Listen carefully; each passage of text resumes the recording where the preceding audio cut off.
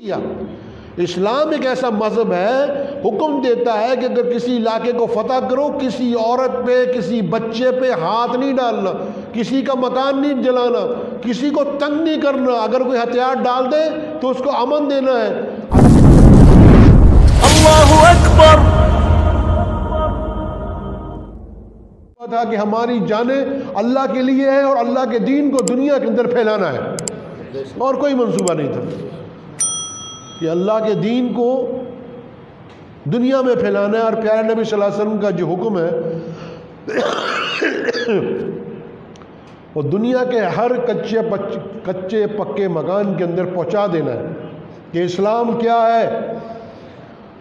اسلام امن کی دعوت دیتا ہے۔ اب دیکھیے نا کس طریقے ساتھ دعوت دی ہے، پوری دنیا کے بڑے بڑے بادشاہوں کو اسلام کی دعوت دی ہے کہ اسلام قبول کر لو، نہیں قبول کرتے تو جزیہ ادا کرو، نہیں کرتے تو دیکھو ہمارے گھوڑوں کی ٹاپیں جو ہے، ہمارے گھوڑے جو ہے تمہاری سرزمین پہ ہوں گے۔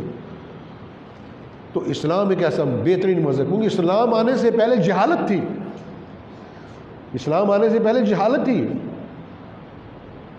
بچوں کو، غریبوں کو، مزدوروں کو حق نہیں تھا اپنی بات کہنے کا۔ ایک کنویں پہ غریب آدمی اور امیر آدمی پانی نہیں پی سکتے تھے۔ غریبوں کے جانور جو تھے وہ امیروں کے کنویں کے اوپر جا کر پانی نہیں پی سکتے تھے۔ جس جگہ نہر بہتی تھی اور وہ علاقہ امیر لوگوں کا تھا تو وہاں جا کے غریب آدمی کا جانور بھی پانی نہیں پی سکتا تھا۔ یعنی اتنا ظلم و تشدد تھا کہ نئے کپڑے نہیں پہن سکتے تھے۔ اگر کوئی پڑھ لکھتا تھا غریب آدمی تو اس کی آنکھیں نکلوا دی جاتی تھی۔ لیکن پیارے نبی حضرت محمد مصطفیٰ صلی اللہ علیہ وسلم جو دنیا میں آئے، اس سے پہلے بہت سے لوگ آئے، بہت سے آئے چلے گئے، ہر نے اپنے اپنے دور کے اندر کام کیا اور وہ اسی جگہ ختم ہو گیا، آگے نہیں بڑھ سکا۔ لیکن پیارے نبی صلی اللہ علیہ وسلم نے جب دنیا تشریف لائے، ایسا انقلاب برپا کر دیا پوری دنیا میں کہ پوری دنیا کے ہر حصے میں کلمہ اسلام کی دعوت جو تھی بفضل باری تعالیٰ صحابہ اکرام رضی اللہ تعالیٰ نے اللہ کی طاقت سے گھوڑوں کی ٹاپ ان کی جہاں جہاں جاتی تھی، جہاں جہاں تک آواز گونجتی تھی اللہ اکبر کی، وہاں اسلام کا جھنڈا انہوں نے لہرا دیا اللہ کی طاقت سے۔ ان کے اندر یہ جرت تھی، جرت بہت تھی، ہمت تھی، کبھی کسی سے ڈرتے نہیں تھے۔ تو حضرت عمر فاروق رضی اللہ عنہ دوسرے خلیفہ ہیں، دوسرے خلیفہ پیارے نبی صلی اللہ علیہ وسلم دوسرے خلیفہ ہیں۔ ایک دفعہ ایک یہودی آ گیا اور ایک منافق مسلمان آ گیا، اس نے کہا کہ یہ تلوار جو ہے میری ہے۔ اس منافق مسلمان نے کہا، یہودی کہنے لگا میری ہے۔ تو حضور اکرم صلی اللہ علیہ وسلم کی خدمت میں فیصلہ چلا گیا، حضور اکرم صلی اللہ علیہ وسلم نے فیصلہ یہودی کے حق میں کر دیا، یہ تلوار اس کی ہے۔ وہ باہر نکل کے کہنے لگا کہ جی مجھے نعوذ باللہ فیصلہ منظور نہیں ہے، مسلمان جو تھا اپنے آپ کو ظاہر کرتا تھا کہ مجھے فیصلہ منظور نہیں ہے۔ تو یہودی نے کہا کس کا فیصلہ منظور ہے؟ کہتا عمر رضی اللہ عنہ کے پاس چلو۔ وہ سمجھتا تھا کہ عمر رضی اللہ عنہ بڑے سخت طبیعت ہیں اور یہ ہے وہ ہے، مجھے مسلمان کا نام سنتے ہی مسلمان کے حق میں فیصلہ کر دیں گے۔ اس کے دماغ میں یہ تھا کہ مسلمان کا نام سنتے ہی مسلمان کے حق میں فیصلہ کر دیں گے، اس منافق کے ذہن میں یہ بات تھی۔ وہ چلے گا جی جا کے، اور جا کے اپنی ترجمانے لگا، دیکھو جی ہم تو آپ دیکھو مسلمان ہیں اور یہ دیکھو یہودی کہتا تلوار میری ہے اور میں کہتا ہوں تلوار میری ہے۔ تو ابھی وہ فیصلہ حضرت عمر رضی اللہ عنہ کرنے والے ہی تھے، اس سے پہلے یہودی نے ایک بات کہی حضرت عمر رضی اللہ عنہ جی فیصلہ کرنے سے پہلے ایک ہماری بات سن لیجیے۔ وہ کہتے کیا بات سننی ہے؟ کہنے کا فیصلہ یہ ہے کہ اس سے پہلے ہم خاتم النبیین حضرت محمد مصطفیٰ صلی اللہ علیہ وسلم کی خدمت میں اقدس میں حاضر ہوئے تھے، انہوں نے فیصلہ میرے حق میں کر دیا تھا کہ تلوار یہودی کی ہے۔ اب اس منافق کو پوچھا حضرت عمر فاروق رضی اللہ عنہ نے کہ بھی کیا یہ جو یہودی کہہ رہا ہے یہ بات صحیح ہے کہ حضور اکرم صلی اللہ علیہ وسلم نے فیصلہ اس کے حق میں کیا؟ کہ ہاں جی اس کے حق میں کیا، لیکن نہیں جی آپ کر کے دیں، آپ فیصلہ کر کے دیں۔ نعوذ باللہ اس نے یہ سمجھا، اس نے سمجھا کہ عمر جو ہے وہ تو بڑے جلالی آدمی ہے، یہ تو 1 منٹ کے اندر ہم مسلمانوں کے حق میں فیصلہ کر دیں گے۔ وہ کہنے حضرت عمر سے فرمایا ٹھہر جاؤ، ابھی ٹھہرو، ابھی تمہارا فیصلہ کرتا ہوں۔ اندر گئے، تلوار لے آئے، ایک ماری تلوار اس کی گردن پہ، منافق کی گردن اتار کے رکھ دی اور کہا جو میرے پیارے نبی صلی اللہ علیہ وسلم کا فیصلہ نہیں مانے گا اس کے لیے یہ فیصلہ ہے۔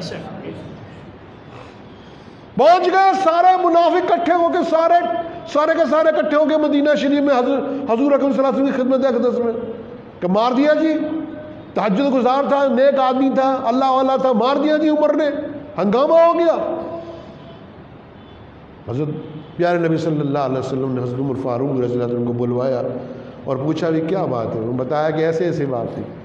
فوراً جبرائیل آ گیا اور فرمایا کہ جو آپ کے فیصلے کو نہیں مانتا وہ ہرگز مسلمان ہو ہی نہیں سکتا، مسلمان ہو ہی نہیں سکتا۔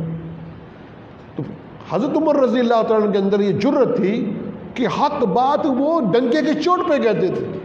ہمارا عقیدہ ہے کہ کسی گلی کی، کسی سڑک کے اوپر، کسی بازار میں آپ لکھ دیجئے نام حضرت عمر فاروق رضی اللہ عنہ کا، شیطان نہیں گزرے گا وہاں سے انشاءاللہ تعالی، اس کی ہیبت سے۔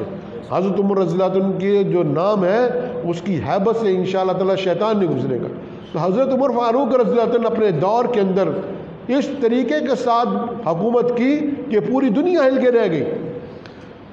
پاکستان کے کچھ لوگ جو تھے بڑے آفیسر، میں نے ایک رسالے میں یہ پڑھا تھا یہ مضمون، کہ وہ انگلینڈ میں گئے اور وہاں جا کے وہاں کی حکومت سے کہا کہ آپ کے یہاں جو ویلفیئر کا کام ہوتا ہے، ڈسیبل لوگوں کو آپ امداد کرتے ہو، غریبوں کو جو امداد کرتے ہو، اور یہ جو آپ نے نظام بنا رکھا ہے یہاں کہ بھی پیسے دیتے ہیں اور دعائیں لے کے دیتے ہیں اور یہ کرتے ہیں وہ کرتے ہیں، اور جیلوں کے اندر بھی بڑا یعنی کہ لوگوں کو آرام دیا جاتا ہے، تو یہ جو آپ کا یہ منصوبہ جو ہے یہ کس نے بنایا؟ اس نے کہا کہ ہماری یونیورسٹی کے اندر ایک پروفیسر ہے، آپ ان سے ملاقات کر لیں، انہوں نے یہ بنایا۔ تو وہاں گئے یونیورسٹی کے اندر گئے لندن میں، تو اس یونیورسٹی کے پروفیسر نے کہا کہ میرے پاس کیا کرنے کے لیے آئے ہو؟ اس یونیورسٹی کے پروفیسر نے کہا میرے پاس کیا کرنے کے لیے آئے ہو؟ ہم نے تو یہ سارا کچھ جو کچھ انہوں نے انگلینڈ کے اندر جو ویلفیئر کا کام ہم کرتے ہیں، جو بھلائی کا کام کرتے ہیں، غریبوں مسکینوں کا کام کرتے ہیں، جیلوں کے اندر جو راحت دیتے ہیں، یہ سارا کچھ حضرت عمر فاروق رضی اللہ عنہ کی دور حکومت سے لیا ہے۔ آج بھی دنیا پہ ایسی ہے۔ گاندھی جی نے بھی تو کہا تھا نا کہ اگر حکومت ہونی چاہیے تو حضرت ابوبکر صدیق اور عمر فاروق رضی اللہ عنہ جیسی ہونی چاہیے۔ آج مثال دیتے ہیں دنیا کے لوگ۔ تو حضرت عمر فاروق رضی اللہ عنہ کا جو طرز حکومت تھا وہ ایسا تھا کہ کسی پہ ظلم نہیں تھا، تشدد نہیں تھا۔ ہر عام آدمی غریب آدمی جو ہے وہ جا کر حضرت عمر فاروق رضی اللہ عنہ کے دروازے کو کھٹکا کر ان سے بات کر لیتا تھا۔ حضرت عمر فاروق رضی اللہ عنہ کی حالت یہ تھی کہ جب اپنے گھر میں ہوتے تھے گھر کے سارے محلے والوں کو پتا ہوتا تھا کہ عمر گھر پہ آئے ہوئے ہیں۔ اتنا روب تھا کہ آس پاس کے محلے تک یہ پتہ لگتا تھا کہ عمر آئے ہوئے ہیں۔ اور جب مسجد صلی اللہ علیہ وسلم میں ہوتے تھے تو تمام علاقے میں پتہ ہوتا تھا کہ حضرت عمر رضی اللہ عنہ جو ہے وہ مسجد نبی صلی اللہ علیہ وسلم کے اندر قیام فرما رہے ہیں۔ تو یہ حالت تھی، یہ روب تھا ان کا۔ تو بڑے بڑے کافر اور مشرک جو تھے ان کی آواز سن کر، ان کے الفاظ سن کر، ان کے روح کی وجہ سے ڈرتے تھے، کانپتے تھے ان سے بات کرتے ہوئے۔ ایک سادے سے آدمی جن کے کپڑے کے اوپر پابند لگے ہوئے تھے، جو انہوں نے عیش کی زندگی گزار کے چھوڑ دی، اسلام کی خاطر چھوڑی۔ اسلام کی خاطر سب کچھ مل سکتا تھا لیکن اسلام کی خاطر سب کچھ چھوڑ دیا۔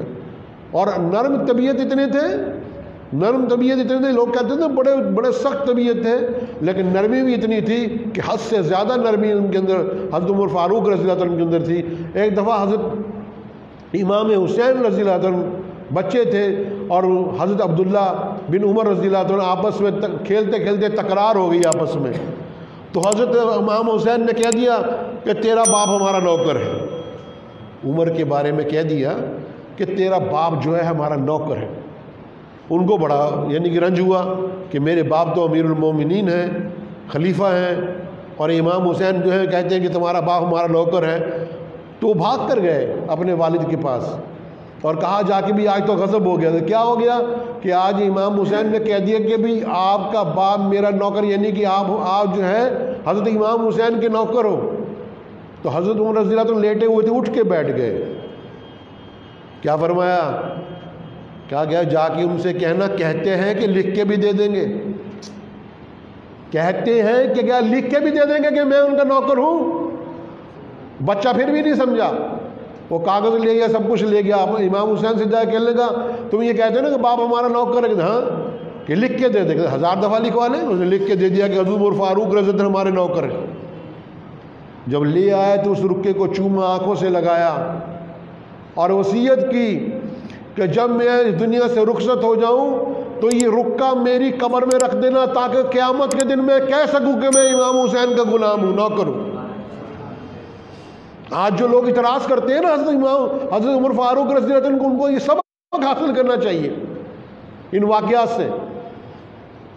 حضرت ابو ہریرہ رضی اللہ عنہ اور حضرت امام حسین کسی شادی میں گئے، واپسی میں آئے تو دیکھا حضرت امام حسین کے جو جوتے تھے وہ جوتے جو تھے اور کپڑے جو تھے مٹی سے بھرے ہوئے تھے، تو وہ حضرت امام حسین کے جوتے اتار کے ان کے پیروں کو جھاڑنے لگے۔ تو حضرت امام حسین نے کہا حضرت ابو ہریرہ سے، چچا یہ کیا کر رہے ہیں آپ، میرے پیروں کو آپ جھاڑ رہے ہیں، صاف کر رہے ہیں؟ کہا کہ ان آنکھوں نے پیارے نبی صلی اللہ علیہ وسلم کو تمہارے ہونٹوں کو چومتے ہوئے دیکھا۔ اتنا بڑا مرتبہ، کتنا بڑا درجہ تھا، کتنا نرم طبیعت تھے اس وقت کے لوگ۔ پیارے نبی صلی اللہ علیہ وسلم کی جو تربیت تھی، اس تربیت کی وجہ سے پوری دنیا کے اندر صحابہ اکرام رضی اللہ عنہم پھیل گئے، پوری دنیا کے اندر پرواہ نہیں کی۔ کانا علامہ اقبال نے دی اذانیں، کبھی ہم نے یورپ کے کلیساؤں میں، کبھی افریقہ کے تپتے ہوئے صحراؤں میں، یہ نہیں دیکھا پیچھے کون ہے، بھی ہمارے لیے تو اللہ ہی کافی ہے، اور ہم نے کوئی کسی پہ ظلم نہیں کیا۔ اسلام ایک ایسا مذہب ہے، حکم دیتا ہے کہ اگر کسی علاقے کو فتح کرو، کسی عورت پہ، کسی بچے پہ ہاتھ نہیں ڈالنا، کسی کا مکان نہیں جلانا، کسی کو تنگ نہیں کرنا، اگر کوئی ہتھیار ڈال دے تو اس کو امن دینا ہے، اگر کوئی معافی مانگ لے تو اس کو معاف کر دینا ہے، سب کی بیٹیاں ہماری بیٹیوں کی طرح ہے، کسی پہ ظلم تشدد اسلام نے منع کیا۔ پوری دنیا کے اندر صحابہ اکرام رضی اللہ عنہ کی جماعت گئی، لیکن ایک بھی واقعہ آپ بتا سکتے بھی کسی صحابی نے رضی اللہ عنہ نے کسی پہ ظلم و تشدد کیا اپنی ذاتی رنجش کی وجہ سے؟ کچھ نہیں۔ دنیا ان کے انصاف کو دیکھ کر اسلام کے اندر داخل ہو گئی، دنیا ان کے انصاف کو دیکھ کے اسلام کے اندر داخل ہوئی۔ ان کے اندر جو کوالٹی تھی، جو ان کے اندر محبت تھی عوام کے لیے، وہ چیزیں جو ہیں وہ آج ختم ہوتی جا رہی ہیں۔ آج جو حکمران ہیں ان کو یہ پتہ ہی نہیں ہے کہ بھی ہماری رعایا بھوکی ہے، ان کے پاس روٹی کھانے کے لیے نہیں ہے، ان کے پاس پہننے کے لیے کپڑا نہیں ہے۔ ایک آدمی اگر چوری کرتا ہے، ہارون الرشید کے زمانے میں ایک آدمی نے چوری کر لی، وہ اس کو لے کے آئے دربار میں، تو وہاں شاہ بلول بھی بیٹھے ہوئے تھے، مجذوب تھے، تو ان سے کہنے لگے کہ جی یہ چور ہے۔ اس نے پوچھا کیا چوری کیا جی؟ اس نے کہا جی میں بھوکا ہوں کئی روز سے، تو یہ کباب والے کی دکان پر گیا تھا کہ کباب والے سے کہا بھی ایک کباب دے دے کہ میں بھوکا ہوں، میرے بچے بھی بھوکے ہیں، میرے پاس روٹی نہیں ہے، تو اس نے دینے سے انکار کر دیا۔ بھوک شدت کی تھی تو میں اس کی روٹی اور کباب لے کے بھاگ گیا اور میں نے کھانا شروع کر دیا، تو یہ پکڑ کے آپ کے پاس لے آئے کہ لیں گے اس کا ہاتھ کاٹ دو، یہ چور ہے۔ تو شاہ بلول نے کیا کہا کہ یہ چور نہیں ہے، ایک ہوتا ہے چور جو چوری کرنے کے ارادے سے آتا ہے، ایک ہوتا ہے مجبور جو مجبوری کی وجہ سے اپنے بچوں کے پیٹ کو پالنے کے لیے تو جا کر کسی کے گھر میں جا کے کوئی سامان چوری کرتا ہے، وہ چور نہیں ہے۔ چور وہ ہے جو باقاعدہ پلاننگ بنا کے چوری کرنے کے لیے آتا ہے، اور اس کا قصوروار بادشاہ ہے، امیر ہے، جس کی رعایا بھوکی ہو اور اس کو علم نہ ہو کہ میری رعایا بھوکی ہے۔ تو اسلام نے تو وہ نظام دیا، اسلام نے ایسا نظام دیا کہ پوری دنیا جو ہے وہ جو اسلام کے اندر داخل ہوئی، اسلام کی کوالٹی کو دیکھ کر، اسلام کے اندر جو آپس میں محبت جو اسلام نے دی، اور ایک دوسرے کے ساتھ جو ہے، آپ دیکھیے نا جب مدینہ منورہ میں مہاجر آئے تو وہاں کے لوگوں نے اپنے جائیداد کے آدھے حصے کر کے دے دیے کہ یہ آدھا تمہارا آدھا ہمارا، تم لے لو۔ ہمارے اندر وہ جذبہ نہیں ہے۔ ہمارے ہاں تو اگر کوئی مسلمان مہمان آ جائے، 2-4 آدمی آ جائے تو اس کو رکھنا مشکل ہے ہمارے لیے، ہم کہتے ہیں کب یہاں سے جائے۔ ہمارے اندر یہ کوالٹی نہیں ہے کہ اگر ہم گوشت کھا رہے ہیں، قورمہ کھا رہے ہیں، اور باہر سے کوئی غریب آدمی آ جائے اور روٹی مانگنے لگ جائے، تو ہمارے اندر یہ کوالٹی نہیں ہے کہ ہم وہ قورمہ اور روٹی اٹھا کے اس کے منہ میں جا کے اس کے دسترخوان پہ رکھ دیں کہ بھائی تو کھا لے، کوئی بات نہیں، آج ہم بھوکے رہ لیں گے۔ ایسا کر کے دیکھو گے تو اللہ تعالیٰ کی مدد آئے گی۔ یہ جب ہمارے اندر یہ کوالٹی پیدا ہوگی نا تو اللہ کی مدد آئے گی۔ غریبوں کو، مسکینوں کو اپنے گلے، یہ نہیں سوچنا کہ غریب جو ہے وہ ہندو ہے یا سکھ ہے یا مسلمان ہے، غریب غریب ہی ہوتا ہے، وہ ہندو مسلمان نہیں ہوتا، غریب ایک آدمی غریب ہے، اس کی امداد کریں، چاہے وہ ہندو ہے، چاہے وہ سکھ ہے، چاہے وہ کسی مذہب سے تعلق رکھتا ہے، لیکن اس کی امداد کریں، وہ غریب آدمی ہے، کیونکہ اللہ کے پیارے نبی صلی اللہ علیہ وسلم نے فرمایا کہ تمہاری کامیابی جو ہے کمزور لوگوں کے اندر ہے، تمہاری کامیابی کمزور لوگوں کے اندر ہے۔ تو پیارے نبی صلی اللہ علیہ وسلم کے جو چاروں خلیفہ راشدین تھے، انہوں نے اللہ کے پیارے نبی صلی اللہ علیہ وسلم کے ہر حکم کی تعمیل کی اور اس کو رائج کرنے کی کوشش کی، یعنی کہ اس کو نافذ کرنے کی کوشش کی اس پوری دنیا کے اندر، اور کبھی بھی کسی نے کوئی ایسا کام نہیں کیا جس سے مقصد ہے کہ بدنامی ہو۔ سب نے اللہ کی رضا کے لیے اپنا کام، خود بھوکے رہ گئے، اپنے پیٹوں کے اوپر پتھر باندھ لیے، کپڑے پھٹے ہوئے پہن لیے اور اپنے آپ کو مٹا کے رکھ دیا ہے نا علامہ اقبال نے کہ مٹا دے اپنی ہستی اگر کچھ مرتبہ چاہیے کہ دانا خاک میں مل کر گل و گلزار ہوتا ہے۔ اپنے آپ کو مٹا کے رکھ دیا۔ جب انہوں نے اپنے آپ کو مٹا کے رکھ دیا، آج بھی دیکھیے کہ جنہوں نے امام حسین کو شہید کیا تھا ان کا نام ہے دنیا میں؟ آج ہے کوئی نام ان کا دنیا کے اندر؟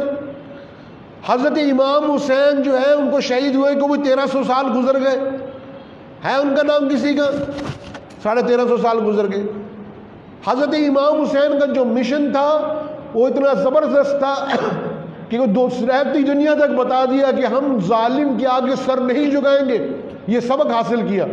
گاندھی نے بات کہی، گاندھی کا مضمون پڑھا، اس میں لکھا ہوا تھا اس نے کہ ہم نے جب ملک آزاد کرانے کی تحریک چلائی تو ہم سوچتے تھے کہ انگریز سے کیسے مقابلہ کریں گے، اتنی بڑی طاقت ہے انگریز، ہم کیسے مقابلہ کریں گے؟ کہتے ہیں جب ہم نے امام حسین رضی اللہ عنہ کے حالات پڑھے تو دل میں طاقت پیدا ہوگی کہ وہ تنہا تھے اور ان کے بچے تھے، بیوی تھے، تو وہ جو ہے ظالم کے سامنے ڈٹ گئے اور سر نہیں جھکایا۔ ہم کو ان کی قربانی سے سبق حاصل ملا کہ ہم بھی ان کے ساتھ لڑ سکتے ہیں، ظالموں کے ساتھ۔ تو ظالم کے ساتھ لڑنا، امام حسین رضی اللہ عنہ آج بھی پوری دنیا میں جہاں جہاں بھی ظلم ہوتا ہے اور جو لوگ ظلم کے خلاف لڑتے ہیں تو سمجھو کہ وہ امام حسین کے اس مشن کے اوپر کام کر رہے ہیں جس مشن کی خاطر امام حسین رضی اللہ عنہ نے شہادت حاصل کی، آج بھی پوری دنیا کے اندر۔ تو وقت ہو گیا، دعا کیجئے کہ اللہ تعالیٰ مجھے اور آپ سب کو اس کے اوپر عمل کرنے کی توفیق عطا فرمائے۔ پوری دنیا کا جو یہودی ہے نا وہ اس وقت پریشان ہے، وہ پوری دنیا کے 60 لاکھ یہودی بیٹھے ہوئے ہیں، دماغ لگائے ہوئے ہیں کہ مسلمانوں کو کس طرح پوری دنیا کے اندر ختم کیا جائے، ڈاؤن کر دیا جائے۔ تو ابھی اسپین کے اندر ایک میوزیم ہے، میوزیم جہاں مورتیاں وغیرہ یا سامان رکھا جاتا ہے عجائب گھر میں، تو اس میوزیم میں بھائی توجہ سن لیجیے بات، اس میوزیم میں ایک مصلی دکھایا گیا، اس مصلی پہ ایک مسلمان کو نماز پڑھتے ہوئے دکھایا گیا، اس کے آگے قرآن رکھا ہوا ہے، اور اس کی پیٹھ کے اوپر ایک عیسائی کو کھڑے ہوئے دکھایا گیا جو مسلمان کی پیٹھ پہ کھڑا ہے۔ پھر اس کی پیٹھ کے اوپر ایک یہودی کو دکھایا گیا کہ یہودی جو ہے وہ عیسائی کی پیٹھ پہ کھڑا ہے۔